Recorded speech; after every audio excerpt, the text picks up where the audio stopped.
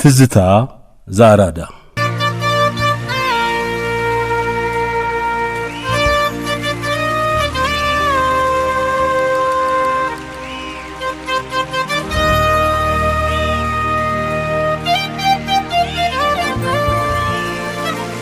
ባለፈው ሳምንት ስለ ኢትዮጵያና ኤርትራ ጉዳይ የክቡር ዶክተር ዘውዴ ገብረስላሴ መጽሐፍ ጠቅሰን ተጫውተን ነበር።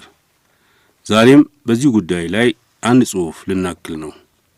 የጽሑፉ ርዕስ ድልድይ በመረብና ሌሎች ወንዞች ላይ ይላል። ጸሐፊው ሳልህ ጀዋር ሲሆኑ የድረገጽ ጸሐፊ ናቸው። ጽሑፉን ያገኘነው ዲስኮርስ ከተሰኘ መጽሔት ነው። ለጸሐፊው ለሳልህ ጀዋርና ለመጽሔቱ ባለመብቶች በኒያላ ኢንሹራንስ ኩባንያ በእናንተ ባለመብቶቻችንና በእኛ በፕሮግራሙ አዘጋጆች ስም ከፍ ያለ ከበሬታ ያዘለ ምስጋና እናቀርባለን።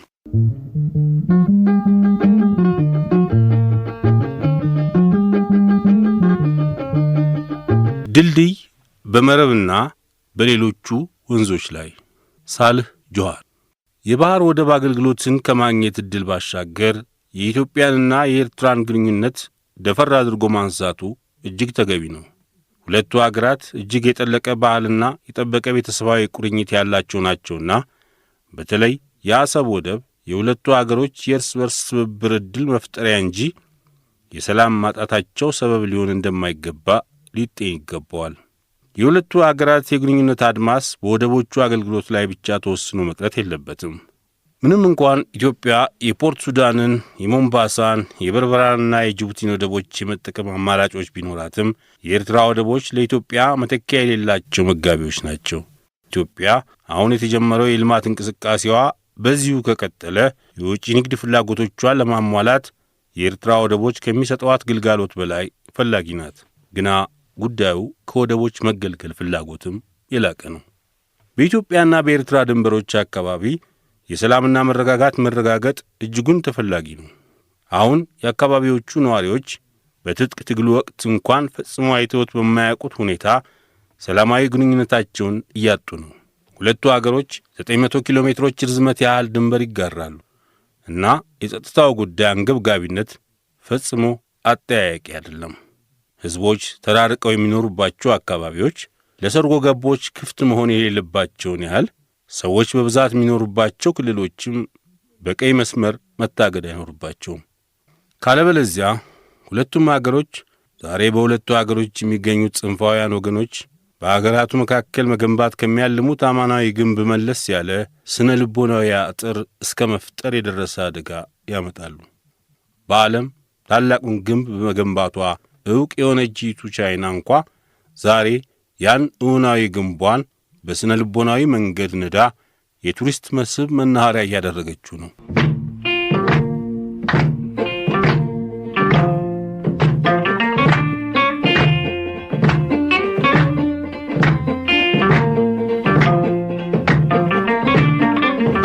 በጥንታዊ ዘመን ለኢትዮጵያም ለኤርትራም የጋራ አካል የነበረውና ጂኦግራፊያዊ ክበቡ እስከ መካ መዲና፣ ሰንዓ፣ ሐራሙትና ዘይላ ድረስ ይዘልቅ የነበረው የአክሱም ሥርወ መንግሥት የዘመኑ ፖለቲካዊ፣ ማኅበራዊና ባህላዊ ግንኙነቶች መቆራቆሻ ማዕከል ነበር።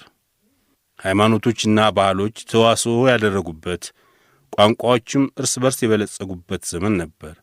የኢትዮጵያን ኦርቶዶክሳዊ ቤተ ክርስቲያን የምስጋና ዝማሬ ከነምሉ የሙዚቃ ምልክቶቹ እንደፈጠረ የሚነገርለት ኢትዮጵያዊው ማህሌታይ ቅዱስ ያሬድ የተገኘበት የአክሱማዊው ሥርወ መንግሥት ግዛትም እስከ እስክንድሪያ የዘለቀበት 6ኛው ምዕተ ዓመት የክርስትና ዘመን ውጤት ነው። ዘመኑ በግዛት ውስጥ ሊቃውንቱ ዕውቀት እንዲዳብር መሠረት የጣሉበትና ሃይማኖታዊ አስተምህሮዎችም ያበቡበት ጊዜ ነበር። የግዛቱ ሕዝቦችም ከአንዱ ወደ አንዱ ስፍራ እንደ ልብ በነጻነት የሚዘዋወሩበት ጊዜ ነበር። የንግድ ልውውጥ መስመሮችም በየብስም ሆነ በባህር የተገናኙበት ወቅት ነበር። በእኒህ ሁሉ ጊዜያት አካባቢውን የመቆጣጠር ሥልጣን ከአክሱም ሥርወ መንግሥት እጅ ሳይወጣ ቆየ። ወዲያውኑ ተከትሎ ደግሞ አካባቢው ሁለተኛው ወርቃማ ዘመን ሊባል ወደሚችለው የእስልምና ዘመን ተሸጋገረ። በእስልምናና በክርስትና ሊቃውንት የጋራ ተዋጽኦ የሥነ ጥበባት፣ የሥነ ሕንጻ ርቀትና የትምህርት መስፋፋት በመናኘቱ ዛሬ ድረስ ኢትዮጵያውያን ክርስቲያኖች በወግ የሚዘክሯቸው እንደ ክብረ ነገሥት፣ ፍትሐ ነገሥት፣ መዛግብት፣ ረጃጅም ገድለ ታሪኮችና አጫጭር ታሪኮች የመሳሰሉት የዚያ ዘመን ትሩፋት ናቸው። ያ የሃይማኖቶች መከባበር የነበረበት ደጉ ዘመን በአክራሪዎቹ ኢየሱሳውያን ወደ ኢትዮጵያ መስረግ ምክንያት ደፈረሰ።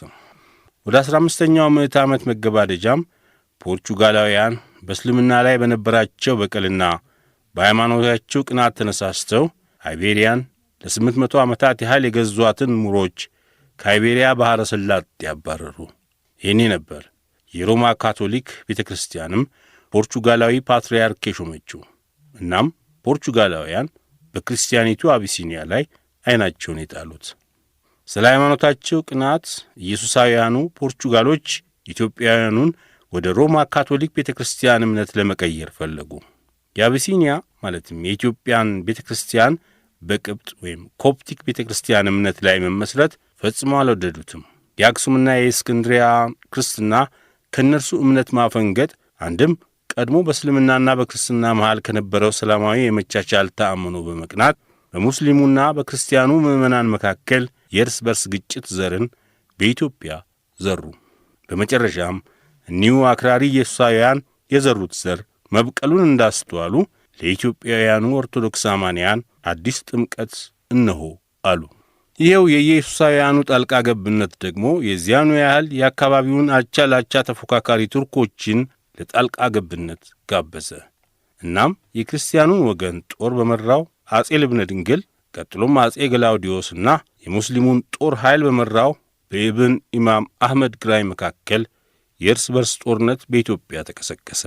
በክርስቲያኖቹና በሙስሊሞቹ መሃል በየእምነታቸው ተከባብሮ መኖሩ ሲናጋ ቀደም ሲል በአካባቢው አካላዮች ዙሪያ ፈጥሮት በነበረው ሰፊ ግንኙነትና ድጋፍ አንድም የክርስቲያኑ ወገን ከእስክንድሪያ በርቀት የነበረውን የላላ ግንኙነት ክፍተት በመጠቀም ሙስሊሞቹ ባደረጉት ተከታታይ ጥቃት አካባቢው ደም አፋሳሽ ዘመን ውስጥ ገባ።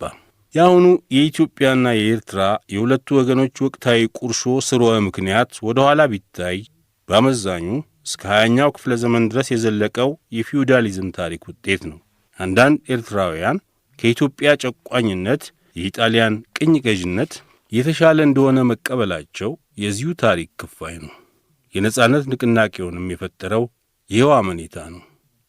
የክልሉ የእስካሁኑ መድን አጣሽ መሰል ችግርና ያመረቀዘ ቁስሉ አለመሻር ጉዳይ የዚሁ ታሪክ አካል ነው ይላሉ ሳሌ ጆሃር።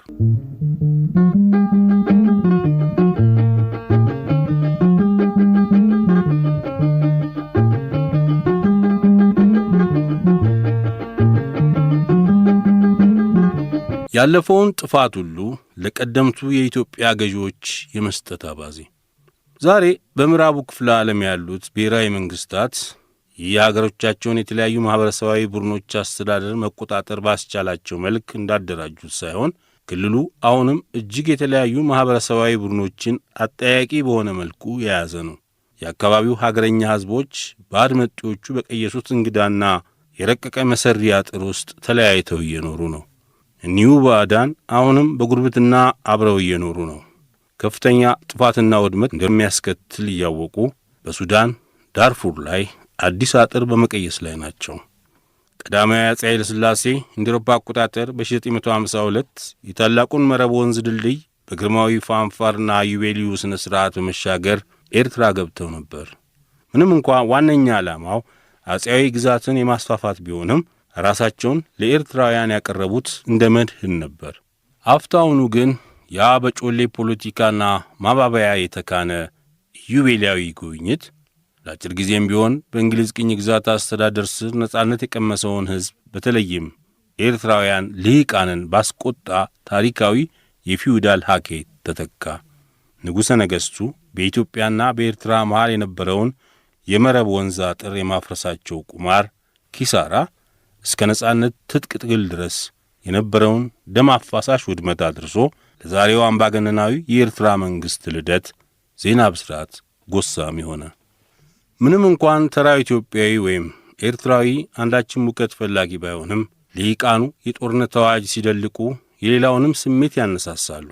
ይሄ የእርሱ ጦርነት ባይሆንም በእንዲህ ያለ ጊዜ ብዙ ሰው የዛገ ጠመንጃ ማንሳቱ አይቀርም። ሊቃኑ በአመዛኙ የማኅበራዊና ፖለቲካዊ ችግሮቻቸውን ለመፍታት ጊዜ ያለፈበትን መፍትሔ የለሽ መጽሐፍ ከመግለጽ አልቦዘኑም።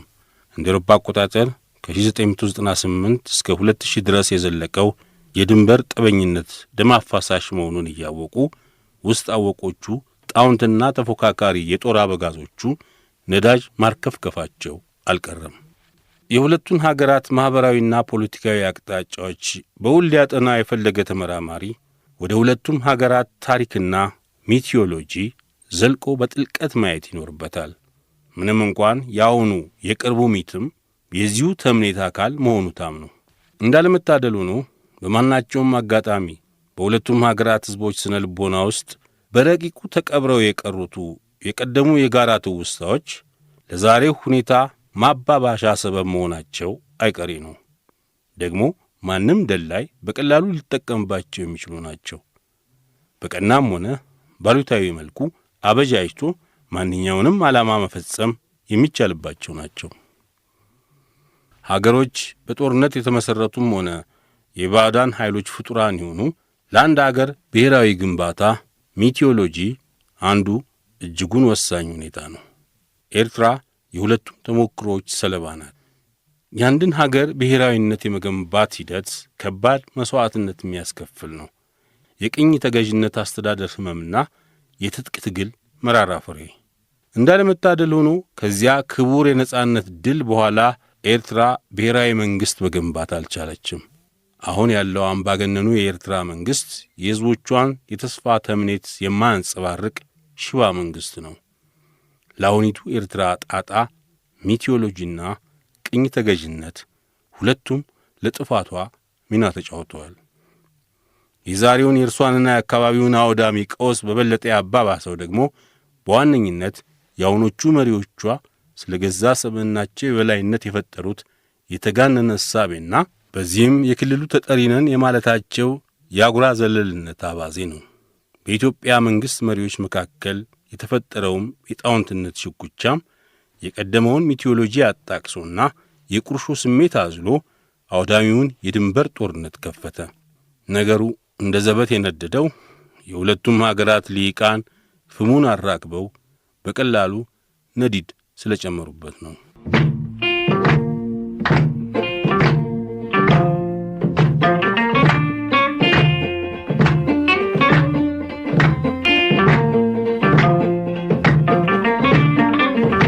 በቀጠናው ያሉ ፖሊሲ አውጪዎች የአካባቢውን ማኅበራዊና ጂኦግራፊያዊ ውስብስብነት እንዲሁም የአካባቢውን ታሪክና ሚቲዮሎጂ ጨምሮ በቅጡ ካልተረዱ በቀር ለአካባቢው መፍትሔ ማምጣት ይቸግራሉ። እንደ አውሮፓ አቆጣጠር ከ1991 በኋላዋ ኢትዮጵያ የብሔርና ብሔረሰቦች ፌዴራላዊ ሥርዓት የመመሥረትን አማራጭ መንገድ በመከተሏ አካሄዱ መልካም እየሠራ ይመስላል። ሆኖም ግን በኢትዮጵያ ፖለቲካ ሜዳ ላይ ያሉ አንዳንድ የፖለቲካ አካላት ዛሬ በኤርትራ ውስጥ ያለውን ውስብስቦች ተጨባጭ ሁኔታ የሚረዱ አይመስሉም። ብዙ ኤርትራውያንም በኤርትራ ውስጥ የኢትዮጵያን አምሳያ መንግሥት በመመስረት ሐሳብ አራጋቢነት ይጠረጠራሉ። አመዛኞቹ ኤርትራውያን ደግሞ ለዚህ ጆሮ አይሰጡትም። ምክንያቱም አስቀድሞ ታሳቢ የነበረውን የተወሰኑትን የብዙሃን ማኅበረሰብ ወገኖች የበላይነት ተምኔት የማያቅፍ ነው ብለው ስለሚያምኑ። በተመሳሳይ መንገድም ብዙ ኤርትራውያን የአካባቢያቸው የራስን ጉዳይ በራስ የመወሰን መብት እንዲካሄድ አይፈልጉም። በኤርትራ ውስጥ በእያንዳንዱ አህዳዊ ክፍለ አካባቢ የራስ ገዝ አስተዳደር መመስረት ምርጫ የለሽ አማራጭ ነው።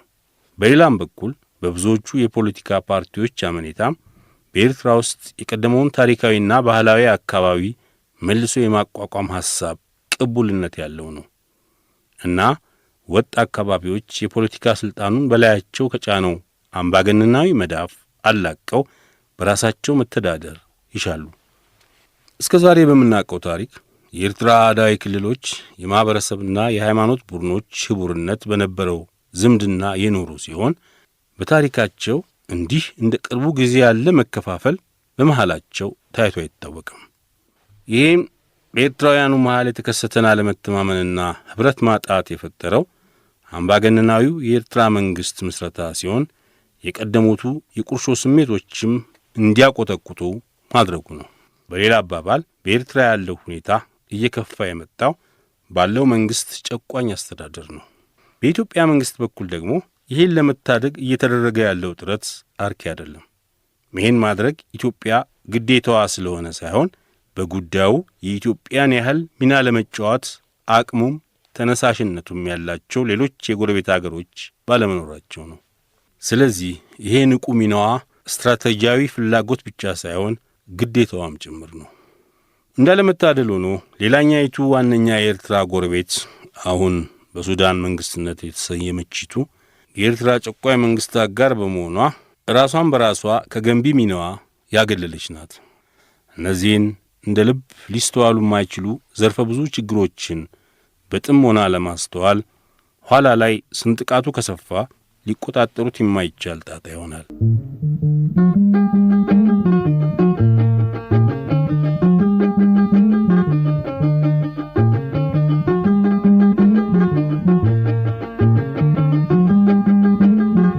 ለዘብተኛ ሐሳብ ያላቸው ኤርትራውያን የኢሳያስን መንግሥት ለማስወገድ የሕዝቡ በጎ ፈቃድና ድጋፍ እንደሚኖራቸው ያምናሉ። የኤርትራ መንግሥት ጎረቤቶችም ይህን በኤርትራ የፖለቲካ ካምፕ ውስጥ ያለውን ውጥረት በውል ተገንዝበው ሊያበረታቷቸውና ሊያግዟቸው ይገባል። የኢትዮጵያ ባለሥልጣናትና የኤርትራ ተቃዋሚ ኃይሎች ስለ ሁለቱ አገራትና ስለ ሕዝቦቻቸው ስትራቴጂካዊ ጥብቅ ግንኙነት በተመለከተ የጋራ ግብብነት ሊኖራቸው ያስፈልጋል። እናም አንዴ የጋራ መግባቢያ ስምምነት ላይ ከተደረሰ በኋላ ግን ኤርትራውያኑ ኃይሎች የራሳቸውን ስትራቴጂና ታክቲክ መወሰን እንዲችሉ ማንም ጣልቃ ሊገባባቸው አይገባም። እስከዚህ ቀን ድረስ ግን ከተወሰኑ ስብሰባዎችና ሰሚናሮች ባለፈ ውል ያለው አጀንዳ ይዘው የደረሱበት ስምምነት የለም። አሻግሮ ለማየት ዘወትር ስለ ሁለቱ ሀገራትና ሕዝቦች ጥብቅ ግንኙነት የመነገር እውነታ እንደ ዘበት ሊታይ አይገባውም። የሁለቱም አገሮች ምሁራንና ፖለቲከኞች ይህን ጥብቅ ግንኙነት ለስትራቴጂካዊ ጠቀሜታው ሲባል አበክረው ሊመረምሩት ይገባል። ከይስሙላ ሽሙንሙን ቃላትና ከንግግር ሥነ ሥርዓት ባለፈ ግንኙነቱ ለሁለቱም ሀገሮች አንዳች ፋይዳ ያለው ጠቀሜታ ማምጣት ይኖርበታል። ዛሬ ያ ቀዳማዊ አፄ ኃይለ ሥላሴ እንደ አውሮፓ አቆጣጠር በ1952 የተሻገሩበት የመረብ ድልድይ ፖለቲካዊና መንፈሳዊ ግለቱ ድራሹ ጠፍቷል። አካላዊ ገጽታውም እንደ አውሮፓ አቆጣጠር ከ1998 ጀምሮ ደብዛው እንደጠፋ ነው። ይልቅዬ በዚህ ፈንታ ኢትዮጵያውያንና ኤርትራውያን ቀረጥ ሰብሳቢም ሆነ ግብር ከፋይ ሁሉ በነጻነት ሊሸጋገሩበት የሚችል ሰፊ አስተማማኝ ድልድይ መገንባት እጅግ አስፈላጊ ነው። እንደ አውሮፓ አቆጣጠር ከ1991 እስከ 1997 ድረስ በነበሩት ዓመታት ሁለቱ አዳዲስ መንግስታት በጸጥታ፣ በፋይናንስ፣ በኢኮኖሚና በፖለቲካ መስኮች አያሌ የጋራ ስምምነቶች ተፈራርመው ነበር። ኤርትራውያንን በተመለከተ እነዚያ ስምምነቶች ታቅደውና ተግባራዊ ሲደረጉ የነበሩት ስልጣን ጠቅልሎ የመያዝ ፍላጎት ባለው ሕዝባዊ ግንባር ለፍትሕና ለዲሞክራሲ በተሰኘው የኤርትራ ገዢ ፓርቲ ነው እና እስካሁን ድረስ ብዙዎቹ ኤርትራውያን ከእነዚህ ስምምነቶች አንዳች ጠቀሜታ ያላገኙ ሲሆን ሁኔታዎች ወደፊት ከተሻሻሉ እንጠቀማለን በሚል ተስፋ ላይ ነበሩ። ግና ሁለቱ አገሮች አፍታውኑ ወደ ጦርነት ሲገቡ ተስፋቸው በቀዝቃዛ ውሃ ተደፈቀ። ዘልቆም ሙጥን ጉዳዮች ሁሉ የዚህ ጦስ ሰለባ ሆኑ። ሊገነባ የሚገባው እንደ ቀደሙ ጊዜ እንደ አፄ ኃይለ ሥላሴ አይነቱ ወይንም እንደ አውሮፓ አቆጣጠር ከ1991 እስከ 1997 ሁለቱን ሀገራት ያሸጋግር እንደነበረው ፍትሕ አልባው ድልድይ ሳይሆን የሁለቱንም ሀገሮች ባለድርሻ አካላት ያለ ልዩነት የሚያስተናግድ ፍትሐዊና ራእያዊ ድልድይ ነው። ምንም እንኳን ኢትዮጵያ ባያሌ መስኮች ተጨባጭ ለውጦች እያደረገችና ቀናውን መንገድ እየተከተለች ቢሆንም ሁለቱም ሀገሮች በዝቅተኛው የእድገት መሰላል ላይ የሚገኙ በማናቸውም የሰው ልጅ እድገት ምዛኔ ወደ ኋላ የቀሩ ናቸው። እናም ኢትዮጵያም ኤርትራም ከዚህ ኋላ ቀርነታቸው ፈጥኖ መንጥቆ የሚያራምዳቸውን የመንፈስ ድልድይ መገንባት ይኖርባቸዋል። ዛሬ ዘመኑ እጅግ ፈጣን ነው። የሜቴዎሎጂም ኃይል የፍቱንነት አቅሙ እየፈዘዘ የመጣበት ወቅት ሆኗል። ዛሬ ጊዜ አብዛኛዎቹ የአፍሪካ ሀገራት በየሀገራቸው ዲሞክራሲያዊ ስርዓትን በማስፈን እየተዋጣላቸው ሲሆን የአሁኖቹም ሆኑ መጪዎቹ መንግስታት በብረት ጡጫ መግዛት የማይችሉበት ሁኔታ እየተፈጠረ ነው እና ዘላቂውን አስተማማኝ ድልድይ መገንባቱ አይቀሬ ታሪካዊ ጉዳይ ሆኗል።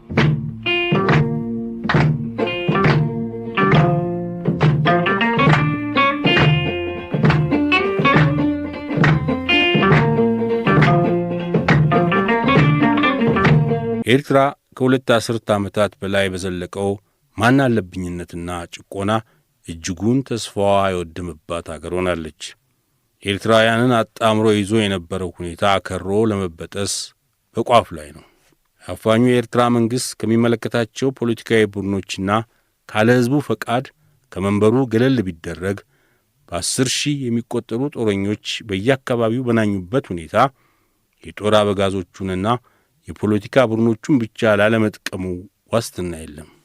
ይሄ ሥርዓት እየተገፋና እየተገፈተረ ሲሄድ የፍርሃት መንፈስ ማሳደሩ አይቀሬ ነው። ኤርትራ ዛሬ ከመደበኛ የጦር ኃይል ይልቅ በአምባገነኑ መንግሥት እንደ ግል ሚሊሺያ በዘፈቀደ የሚታዘዙ አያሌ የታጠቁ ኃይሎች ያሉባት አገር ናት። ይህም ለኤርትራም ሆነ ለመላው አካባቢው እጅግ አደጋ ነው። እንዳለመታደሉ ነው የኤርትራ ተቃዋሚ ኃይል የተሻለ ብቃት ባለመታደሉ የተለያዩቱ ቡድኖች በአንድ ጥላ ስር ተሰብስበው እንደ አንድ የፖለቲካ ኃይል እስካልወጡ ድረስ የተሰጋው ጥፋት ዘሩን ሊዘራ ይችላል። ኤርትራ ከለማቺቱ ኢትዮጵያ ተጠቃሚ የምትሆን ናት። ስለ ገዛ ራሳቸው የበላይነት ስሜት የተጠናወታቸው የኤርትራ መንግሥት ጀብደኛ መሪዎች ስለ ኤርትራ ድልና ስላለማችሁ ኢትዮጵያ እነሱ እንደሚያስቡት መተርጎም የለበትም። የኢትዮጵያ ድቀት ለኤርትራ በተጨባጭ ጥቅም ያስገኛል ተብሎም ሊታሰብ አይገባውም። እርግጥ ነው ለምሳሌ የኤርትራ መንግሥት መሪዎች የአሰብ ወደብ አገልግሎት ስለሚሰጥበትና ስለሚያመጣው ገበያ ትሩፋት ማሰብ አይፈልጉም።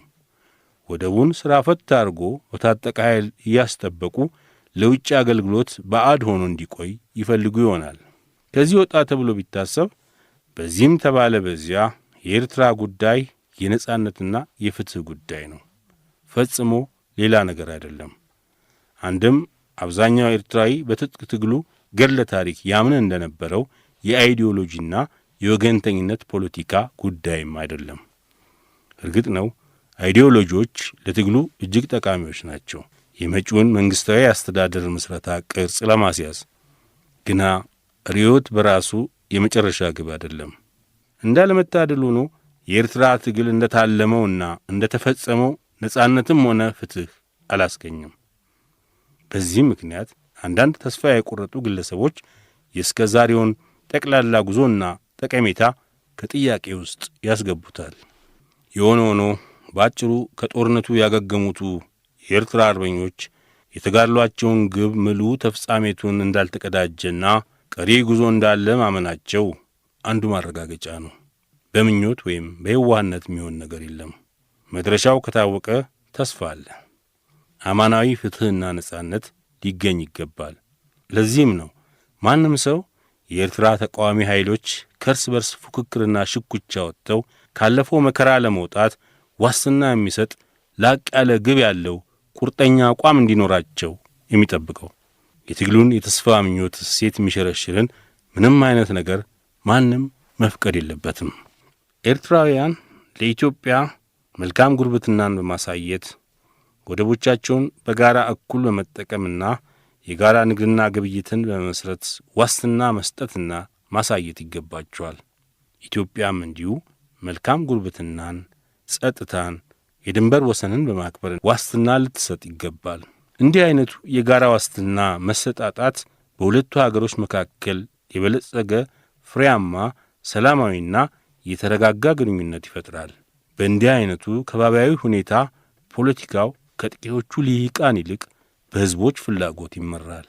የሆነ ሆኖ እዚያ ታለመው ግብ ከመደረሱ አስቀድሞ በኢትዮጵያና በኤርትራ ባለድርሻ አካላት መካከል ራሳቸውን በትግል ሳያስፈትኑ በአድርባይነት በሥልጣን መሰላል ላይ መውጣት ከሚቋምጡቱ ጋር ሳይሆን በዚህ ረገድ ተአማኒ ተቀባይነትና የሕዝብ ከበሬታ ታሪክ ካላቸው ምሁራን ጋር የምር ውይይት ሊከፈት ይገባል። ሳልህ ጀዋር